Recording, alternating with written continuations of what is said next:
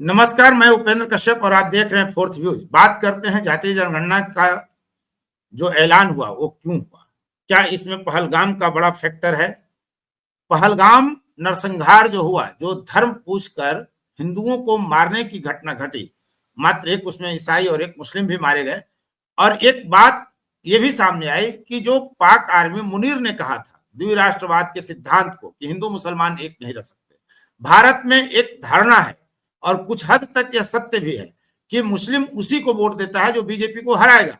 और कांग्रेस की राजनीति शुरू से 1952-51 में जो चुनाव शुरू हुआ तब से मुस्लिम, हरिजन और ब्राह्मण को लेकर कांग्रेस ने राजनीति की। सच्चर कमेटी गठित हुई। सच्चर कमेटी की जो रिपोर्ट आई उसमें जो मुसलमानों की दुर्गति की बयान दर्ज है, जो बखान है, वो किस कारण हुआ। क्या तब भाजपा देश में थी? भाजपा के कारण तो ऐसा नहीं हुआ था। मुसलमानों की दुर्गति के लिए जिम्मेदार तो वही पार्टियां हैं जो तथा कथित स्वयंभू सेकुलर है, वही जिम्मेदार है मुसलमानों की दुर्गति के लिए इस देश में, या मुख्य धारा से मुसलमानों के कट जाने के लिए भी वही राजनीतिक दल जिम्मेदार है जो मुसलमानों को तुष्टीकरण के लिए एकजुट बना करके रखते हैं। मुसलमानों में भी जातियां हैं, बैकवर्ड फॉरवर्ड हैं, और हमने उसे बहुत करीब से देखा है। जिस तरह से हिंदुओं में सवर्ण और पिछड़ों और अति पिछड़ों और दलितों महादलितों का संघर्ष है, उससे कतई कम मुसलमानों में नहीं है। लेकिन मुस्लिमों की गिनती की जाती है धर्म के आधार पर, बात की जाती है मुस्लिम की जाति की नहीं, मुसलमानों की जाति की नहीं। नरेंद्र मोदी ने एक बार जिक्र किया था पसमानदा समाज का, और उसके बाद मुस्लिमों में जो राजनीतिक चेतना है, जो राजनीतिक चेतना संपन्न समाज है, गैर सवर्ण गैर अशराफ, उनमें एक उम्मीद जगी है। तो इसके कई मायने हैं। तो पहलगाम नरसंहार के परिप्रेक्ष्य में जाति जनगणना के ऐलान का मुद्दा जो है वो कैसे होगा, इसी मुद्दे पर आज हम बात करते हैं। और हमारे साथ बीएन मंडल विश्वविद्यालय मधेपुरा के प्रोफेसर फिरोज मंसूरी जी हैं, जो पसमानदा राष्ट्रीय स्तर के नेता है पसमानदा समाज के।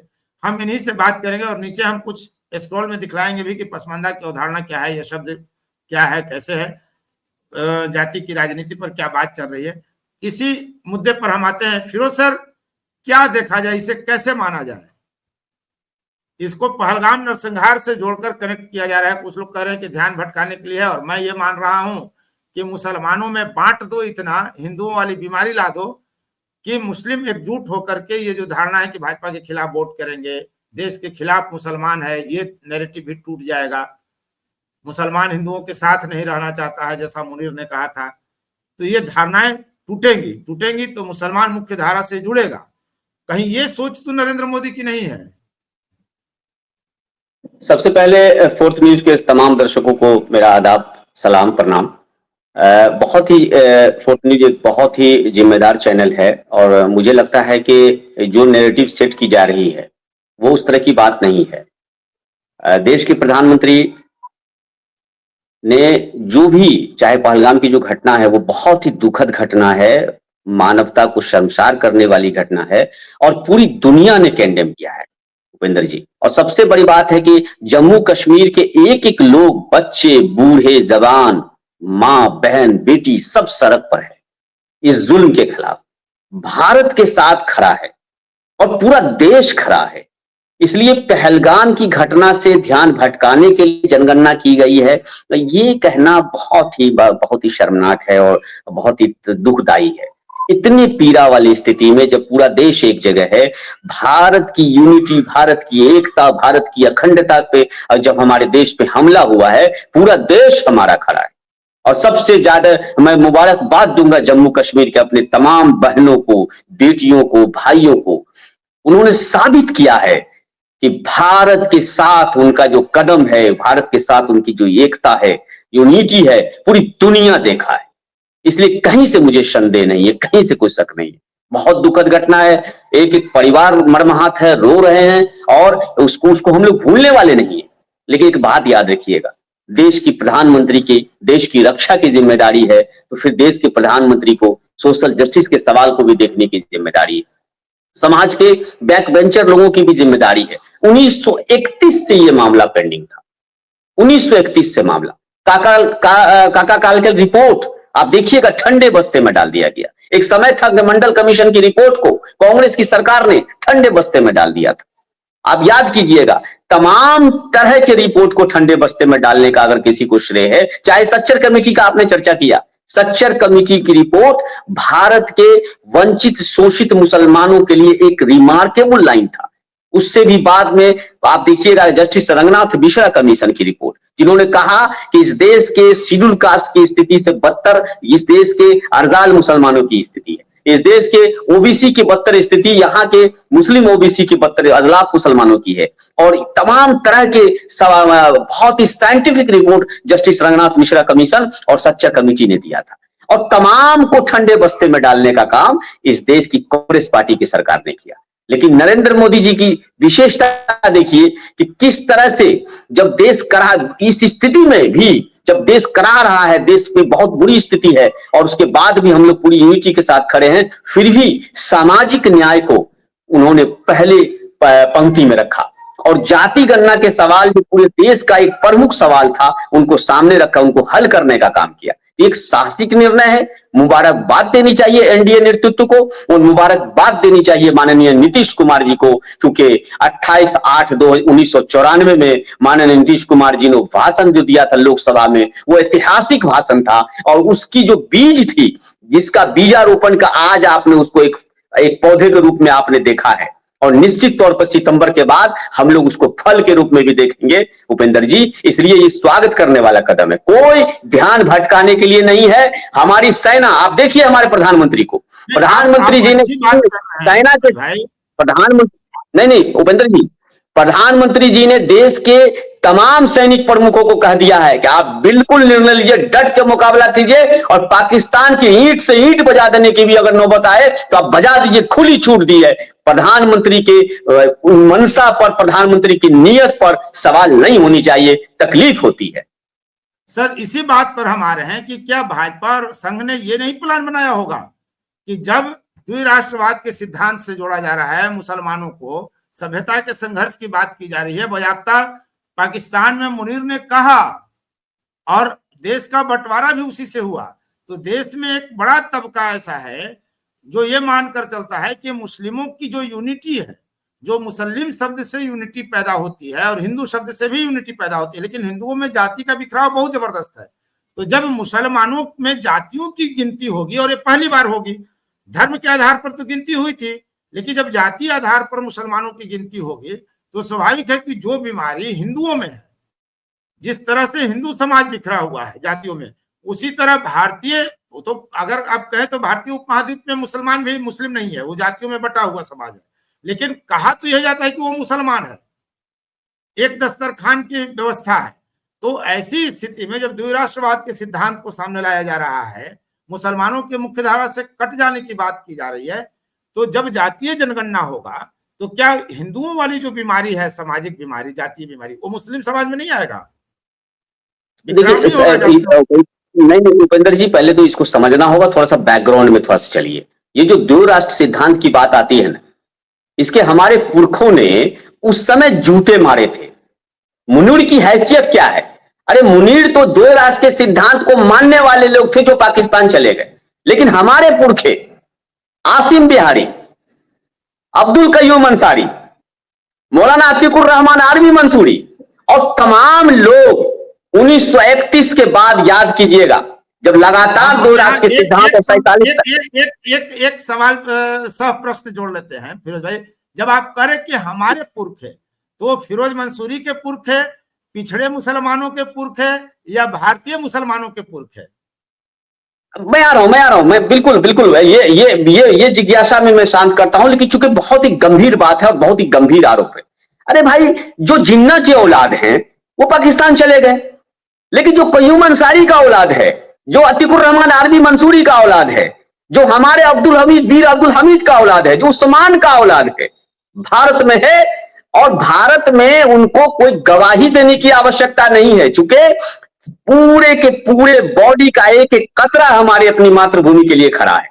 इसलिए पहला तो ये दो राष्ट्र का सिद्धांत, और कौन मुनीर का औलाद है, कौन कहां है, वो तो पाकिस्तान में है। और कोई मुनीर का औलाद यहां पर कोई अगर 1% अगर गलती से कोई बच उच गया है ना, तो पसमानदा आंदोलन है उसको ठीक करने के लिए, इसलिए आप भूल जाइए। मैं उस समय कहता हूं जी उसको ठीक ठाक करके इलाज करके ठीक ठाक कर दिया जाएगा। उसको कुछ कहने, किसी को कुछ कहने की जरूरत नहीं। उसके लिए फिरोज मंसूरी और हमारे बहुत सारे साथी हैं, घबराने की जरूरत नहीं है। आप ये जान लीजिए, 2 राष्ट्र का सिद्धांत जब उस समय आया था, तो उस समय भी हम लोगों के जमीयतुल मंसूर, मोमिन कॉन्फ्रेंस, जमीयतुल राइन, जमीयतुल कुरैश ने एक मंच पर आकर जिन्ना के 2 राष्ट्र के सिद्धांत को जूते मारे थे और कहा था जिसको जाना है जाओ, मैं अपनी मां की जबान, अपनी मां की भूमि को छोड़ के नहीं जाने वाला हूं, अपने पुरखों की कब्र को छोड़ के नहीं जाने वाले हो। तुम भगोरे हो, तुम ईरान की औलाद हो, तुम बाहर से आए हो, तुम यूरेशिया से आए हो, तुम जाओ जिसको जहां जाना है। हम अपनी मां की जमीन को, अपने बाप दादाओं की कब्रों को नहीं छोड़ेंगे। और हम लोगों ने उस समय भी, हमारा मोमिन कॉन्फ्रेंस, जमीयतुल मंसूर, जमीयतुल राइन, जमीयतुल कुरैश और हमारे तमाम पसमानदा के संगठन ने एक मंच पर आके पटना और दिल्ली की जमीन पर और कलकत्ता की जमीन पर और सहारनपुर की जमीन पर और मेरठ और मलियाला की जमीन से शंखनाद किया था और जिन्ना के 2 राष्ट्र सिद्धांत को जूते मारे थे। इसलिए किस मुनीर ने क्या कहा और कौन जिन्ना की औलाद, कहां मुनीर है, कौन है, हम उसे नहीं जानते। हम आज जानते हैं कि हम भारत के लोग, भारत की एकता, भारत की अखंडता, भारत की संप्रभुता पर अगर कोई माइका लाल अगर उंगली दिखाएगा, उसकी उंगली सहित मरोड़ देंगे। और इतनी ताकत हमारे देश में है कि जब चाहेंगे, जहां चाहेंगे, पाकिस्तान में घुस के मारेंगे। इसलिए इसको तो छोड़ के बात कीजिए। और हमारे राष्ट्रीयता, हमारी नेशनल इंटीग्रिटी, हमारी तमाम संप्रभुता पे कोई माइका लाल उंगली नहीं उठा सकता। रही बात आप पहलगाम के मुद्दे को लेके, यहां जाति गणना के मुद्दे से बिल्कुल मत जोड़िए, दोनों अलग विषय है। और राष्ट्रीयता के बिल्कुल कि पहलगाम से नहीं, ठीक है, मैं समझ रहा हूं जो वो जो लोग कह रहे हैं ना, जो लोग कह रहे हैं ना, वही आज के डेट में मेरे लिए दीमक है। आज हम लोग जो परेशान है ना, हमारा देश जो परेशान है ना, हमारे यही जो 2-4 खटमल बच गए हैं ना, इसको खोज के स्लीपर सेल को खत्म करने की आवश्यकता है। ये जो जहनियत है ना, ये जो जिन्नावादी सोच है ना, ऐसे चीजों पर चोट करेंगे। और ये जिन्नावादी सोच एक जो विचारधारा है, ये कोई मुसलमानों और कोई इधर वाली विचारधारा नहीं है। ये जिन्नावादी सोच जो है, ये सभी जगह है। रही बात जातियों के सवाल पर, एक बात याद रखिएगा, जाति हमारी सच्चाई है।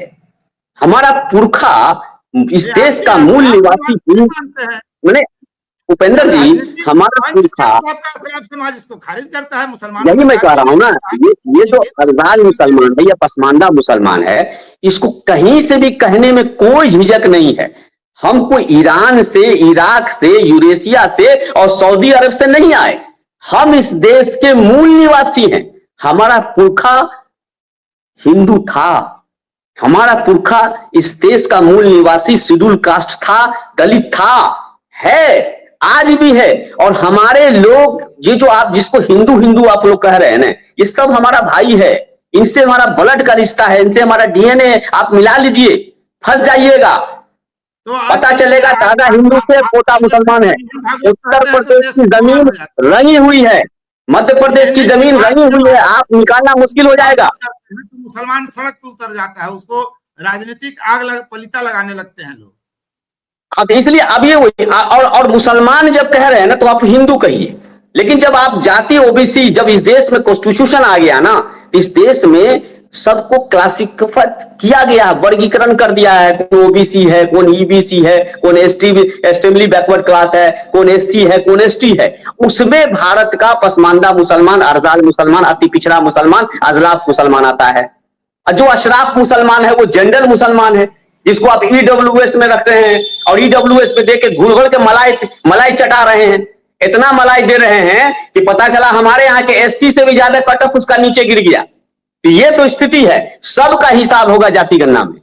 ये जितनी साजिश है ना, ये सब का जाति गणना हिसाब है, इलाज है। हमारे नेता माननीय नीतीश कुमार जी ने, देश के प्रधानमंत्री, यशस्वी प्रधानमंत्री मोदी जी ने इस सब का कैप्सूल तैयार कर लिया है। और सितंबर तक सबको कैप्सूल खिलाएंगे, सबका इलाज 26 तक हो जाएगा।